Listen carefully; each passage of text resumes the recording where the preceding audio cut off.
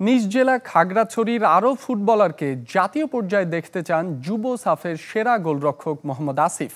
তার বাবা স্থানীয় ফুটবল সংগঠক, ছোট ভাইও তরুণ ফুটবলার। পরিবারটির ফুটবল প্রেম আর সাফল্য মাটিরাঙ্গার তরুণদের ফুটবল নিয়ে বড় স্বপ্ন দেখার সাহস যোগাচ্ছে।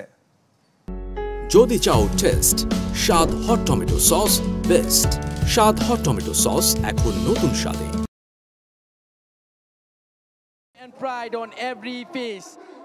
সাফ অনূর্ধ্ব 20 ফুটবলে এবারের আসর পুরোটাই বাংলাদেশের। দলের চ্যাম্পিয়ন ট্রফির পাশাপাশি মিরাজুল ইসলাম আসর সেরা আর মোহাম্মদ আসিফ ফিরেছেন সেরা গোলরক্ষকের পুরস্কার নিয়ে। অথচ গোলরক্ষক হিসেবে পুরো আসরে হয়তো মাঠে নামাই হতো না আসিফের, কারণ টিম ম্যানেজমেন্টের প্রথম পছন্দ ছিলেন মেহেদী হাসান শ্রাবণ, যিনি দলের অধিনায়কও। তবে শ্রাবণের ইনজুরিতে ভারতের বিপক্ষে গুরুত্বপূর্ণ ম্যাচে বদলি হিসেবে আসিফের সুযোগ মেলে।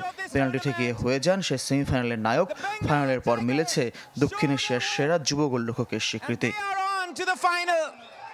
বিশ্রামের সুযোগ নেই যুব ফুটবলারদের। এ মাসে ভিয়েতনামে অনূর্ধ্ব 20 এশিয়ান কাপ বাছাই।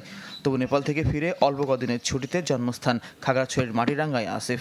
বাবার গড়া একাডেমিতেই তার ফুটবলে হাতে খড়ি।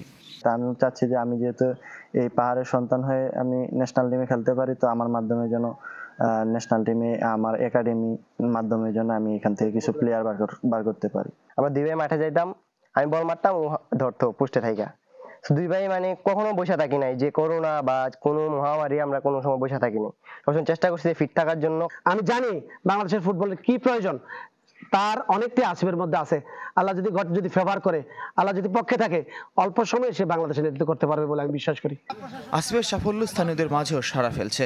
ফুটবলার হিসেবে জাতীয় পর্যায়ে খেলার স্বপ্ন দিন দিন বড় হচ্ছে পাহাড়ি জনপদে। তো আসিফ ঢুকছে, আসাদ ঢুকছে, ওদের দেখে আমরা ইনশাল্লাহ অনুপ্রাণিত হই। আমরাও ভালো কিছু করার চেষ্টা করবো ইনশাল্লাহ। সরকারি কোনো সহযোগিতা পেলে আমরা এখানে আরো কিছু করতে পারবো, এটা আশা।